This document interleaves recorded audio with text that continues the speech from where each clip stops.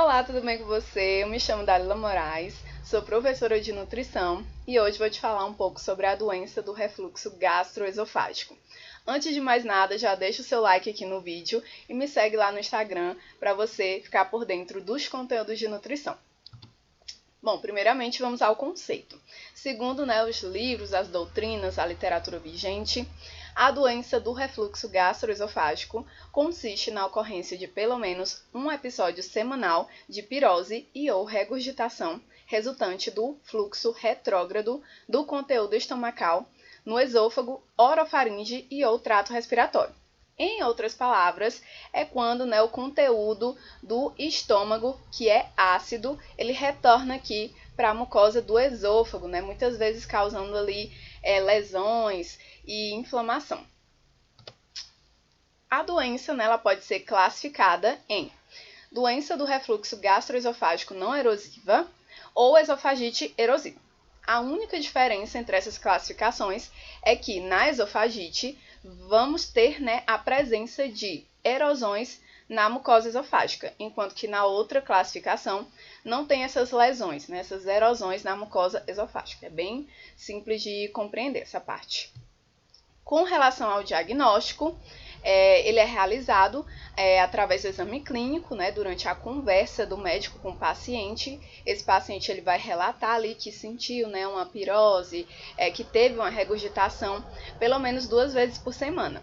E também pode ser realizada uma endoscopia, que é o exame que deve incluir o esôfago, o estômago e algumas vezes o duodeno para descartar também outras doenças e também para a realização de biópsia quando necessário. Com relação aos sintomas da doença, temos os sintomas típicos mais comuns, Nessa altura você já deve estar se perguntando o que é pirose e o que é regurgitação. A pirose, ela é essa sensação de queimação aqui que vamos ter nessa parte superior do peito, aqui também na garganta. Então, eu coloquei aqui essa figura, com esse esôfago aqui em chamas, para simbolizar essa sensação de queimação que a pessoa sente. E a regurgitação é quando temos esse retorno desse conteúdo do estômago para a boca, mas sem exteriorização. Então, na regurgitação, ocorre esse movimento involuntário, desse retorno do conteúdo do estômago para a boca, certo? É importante destacar que isso é diferente do vômito. Na situação do vômito, temos ali uma situação coordenada e voluntária do corpo e temos a ejeção de forma violenta, muitas vezes, desse conteúdo alimentar. Então, na regurgitação, não temos essa exteriorização. E também, na doença do refluxo, pode acontecer de haver sintomas atípicos, e geralmente eles são respiratórios, como, por exemplo, asma, tosse, soluço, rouquidão, dor de garganta, dor torácica de origem indeterminada, antigamente, nos livros mais antigos, havia a expressão dor torácica não cardíaca, mas esse termo ele está sendo atualizado para dor torácica de origem indeterminada. Tem também a apneia do sono, que pode estar relacionada também ao refluxo. E geralmente esses sintomas atípicos, eles ocorrem na ausência desses sintomas típicos, então isso torna o diagnóstico um pouco mais difícil. Então o que causa esse refluxo? Por que ele ocorre? Então, uma das explicações mais consolidadas na literatura é a disfunção do mecanismo antirrefluxo, Então, temos aqui esse mecanismo que vocês podem visualizar aqui na figura, chamado esfíncter esofágico inferior. E a função desse mecanismo é exatamente impedir que o alimento retorne do estômago para o esôfago, certo? Então, quando esse mecanismo não está funcionando bem, então temos a ocorrência dos sintomas do refluxo, certo? E aí é importante também destacar isso daqui, esses hormônios, que são informações que geralmente são cobradas em prova, tá? Então, temos aqui a gastrina, que é um hormônio que aumenta a pressão do esfíncter esofágico inferior. E isso quer dizer, então, que a gastrina ela favorece o bom funcionamento desse mecanismo, certo? Enquanto que hormônios como a colecistocinina, a secretina e substâncias como cafeína, teobromina, xantinas e álcool, eles vão diminuir a pressão desse mecanismo, né, do esfíncter esofágico inferior. Então, quando eles diminuem a pressão desse EEI, temos que ele vai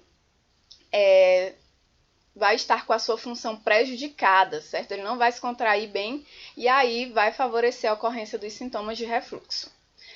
E outro fator etiológico, né, que é importante também destacar, é uma doença, né, denominada síndrome de Zollinger-Ellison, no qual há um excesso de produção de ácido gástrico. Então, também pode ser uma das causas de refluxo, porém, é uma doença muito rara e também, né, uma etiologia raramente cobrada em provas. Dando prosseguimento, né, outros fatores que podem estar associados à ocorrência do refluxo são a hérnia de hiato, né, que ela consiste na protusão de uma porção do estômago, conforme vocês podem ver nessa figura, né, para dentro do tórax, através do hiato esofágico do diafragma. Então, por conta dessa alteração anatômica, né, isso também é um fator que pode favorecer a ocorrência da doença do refluxo gastroesofágico.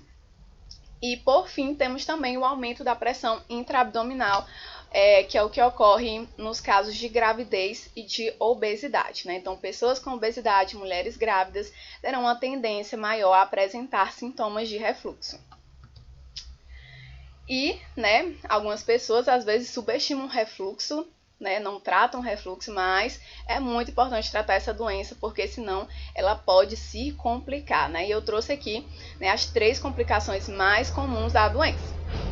A primeira delas é o esôfago de Barré, e consiste na substituição do epitélio estratificado e escamoso do esôfago por epitélio colunar com células intestinalizadas ou mistas. Em outras palavras, é quando, né, o epitélio do esôfago ele começa a adotar características do epitélio do intestino, né? Ele começa ali a se modificar. E isso é uma situação um pouco perigosa, né? Porque é uma situação pré-maligna, certo? O esôfago de Barré, ele significa, né, que a pessoa tem um risco maior de desenvolvimento de adenocarcinoma esofágico, né? Câncer de esôfago, certo?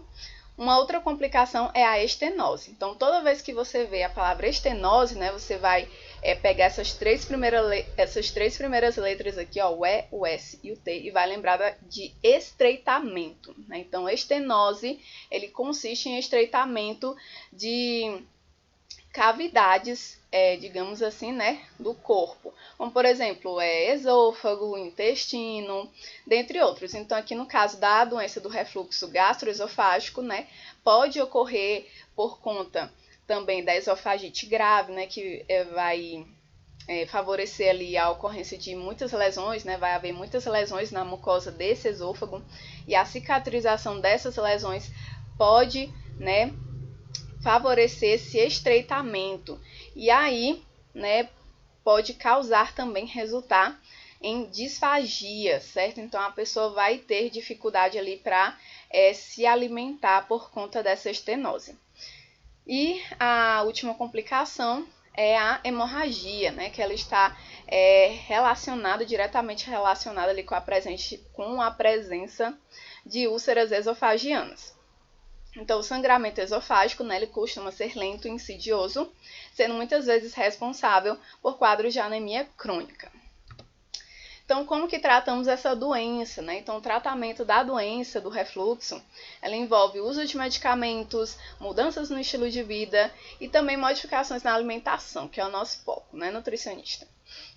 Bom, então os medicamentos mais comumente usados são antiácidos, inibidores da bomba de prótons e procinéticos. Como o foco da nutrição é mais alimentação, né, eu não vou me aprofundar tanto nesses medicamentos, tá? Mas é importante você saber que o uso prolongado e excessivo desses medicamentos pode resultar na perda de cálcio e também na deficiência de vitamina B12, certo? E as principais mudanças no estilo de vida que podem ajudar no tratamento dessa pessoa são o aumento da altura da cabeceira da cama, perda de peso, né? Porque, como vimos, o aumento da pressão intraabdominal vai causar os sintomas de refluxo, o abandono do tabagismo e da ingestão de álcool também, Porque, como vimos, né, o álcool é uma substância que diminui a pressão do EEI.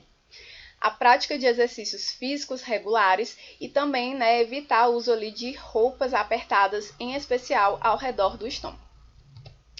Com relação ao manejo nutricional, né, que é o nosso foco, né, nós que somos nutricionistas, esse manejo nutricional, né, eu me baseei no livro de Rossi Poltronieri, né, no qual elas organizaram os manejo nutricional de acordo com os objetivos do tratamento da doença, tá?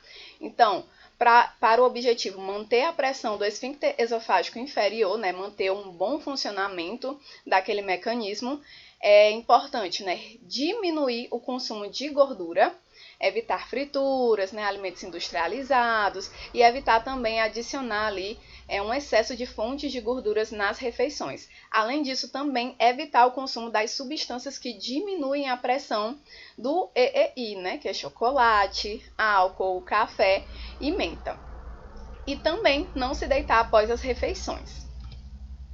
Para reduzir, né, a frequência e o volume do refluxo, é importante, né, diminuir o volume das refeições e aumentar a frequência. Ou seja, se o seu paciente, né, é uma pessoa, seu paciente ou cliente, né, é uma pessoa que só se alimenta 3 vezes por dia, então você vai orientar, né, essa pessoa a se alimentar de 5 a 6 vezes e até mesmo 7 vezes, né, dependendo da rotina da pessoa. Você também vai orientar a pessoa, né, a se manter bem hidratada e essa hidratação, né, esse beber muita água que essa pessoa vai ter que fazer, tem que ser entre as refeições, né? Não beber líquidos durante as refeições para não favorecer a ocorrência dos sintomas da doença. Além disso, também diminuir o consumo de carboidratos simples e aumentar, né, o consumo de fibras e reduzir o peso corporal. Por fim, né, é importante também reduzir a irritação do esôfago. Então, para isso, é importante evitar alimentos ácidos, como produtos à base de tomate, bebidas gaseificadas e o excesso de alho e cebola crua. Evitar alimentos e bebidas com temperaturas muito altas, né? Por exemplo, muito quentes ou muito geladas, né? E evitar também condimentos picantes. Com relação às frutas ácidas, né, as frutas cítricas, os livros mais antigos, certo? As doutrinas mais antigas vão recomendar também que se evite essas frutas cítricas para não precipitar esses sintomas de refluxo. Entretanto, né, já existem estudos mais atuais que relatam que essas frutas cítricas não têm uma tendência tão forte, né, em precipitar esses sintomas. Então, quando você se deparar com questões desse tipo na prova, você evita aqueles extremos, certo? Se a prova, a banca lá disser, a pessoa nunca mais vai comer uma fruta cítrica, ou ela deve excluir totalmente a fruta cítrica da alimentação dela, então aí você vai considerar errado, tá? Então você vai considerar ali como certo um evitar, a pessoa pode consumir de acordo com a sua tolerabilidade, certo? Então você faz dessa forma.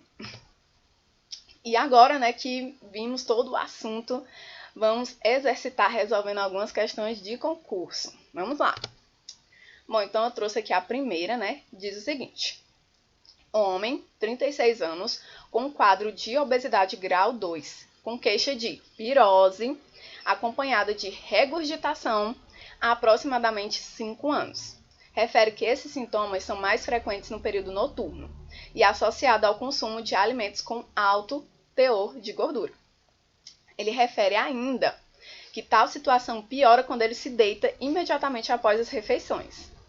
Depois da endoscopia digestiva alta e com a história clínica do paciente, identifica-se um caso clássico de doença do refluxo gastroesofágico.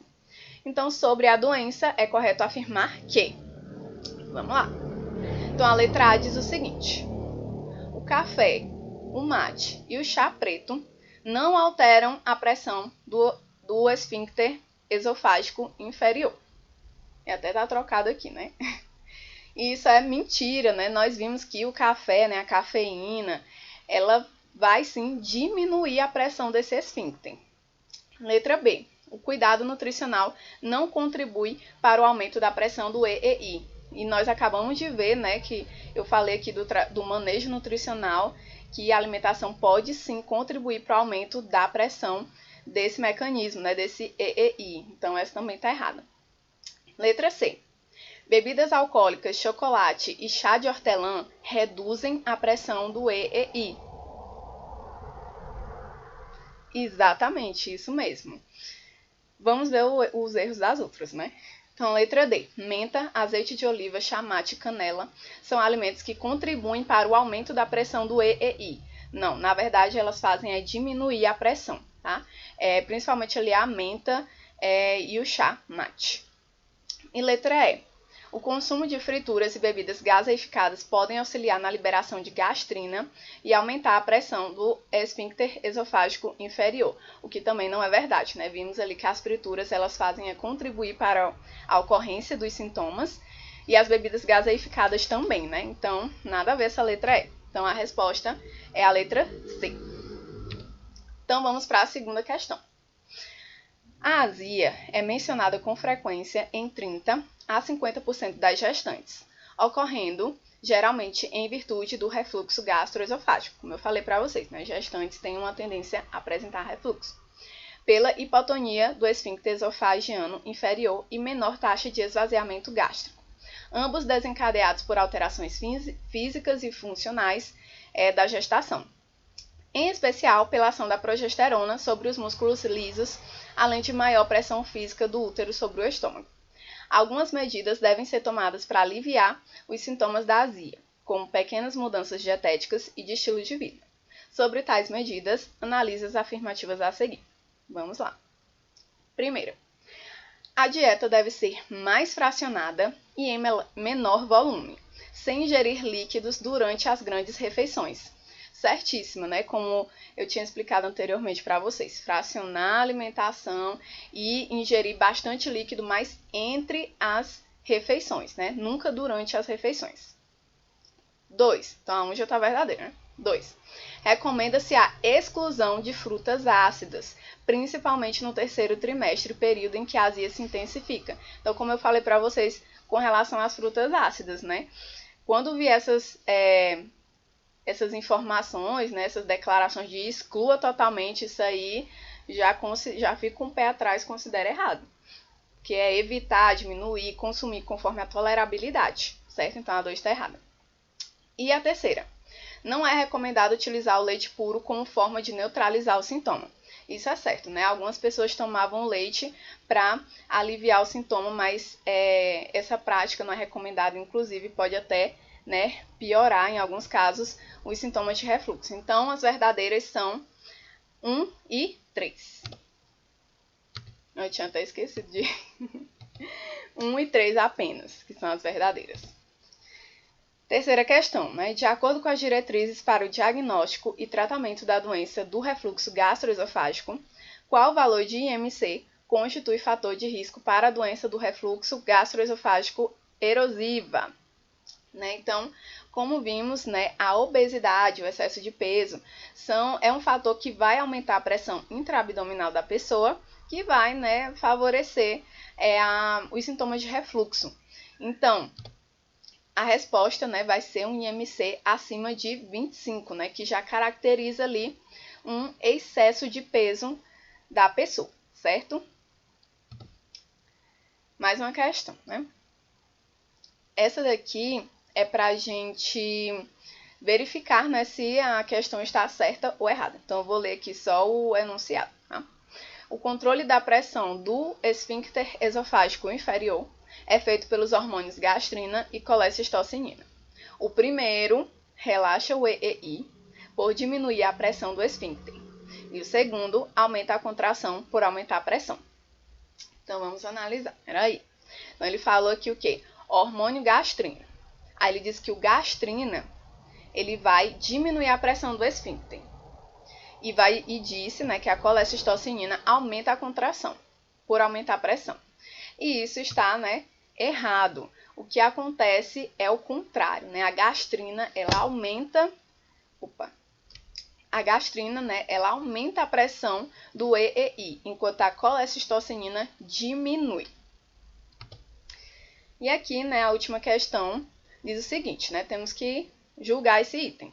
Então, diz o seguinte, no caso de sobrepeso ou obesidade, perder peso reduz os sintomas do refluxo gastroesofágico, pois a obesidade aumenta a pressão intraabdominal e favorece o retorno da secreção gástrica para o esôfago.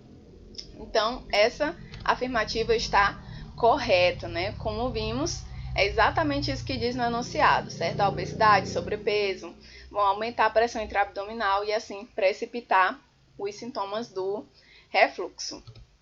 Bom, então essa foi a aula de hoje, eu espero ter te ajudado de alguma forma. Se você gostou desse vídeo, não esquece de dar o like no vídeo para ajudar a professora, viu? Se inscreva no canal, me siga lá no Instagram para ficar por dentro de todos os conteúdos de nutrição. Então é isso, bons estudos e até a próxima!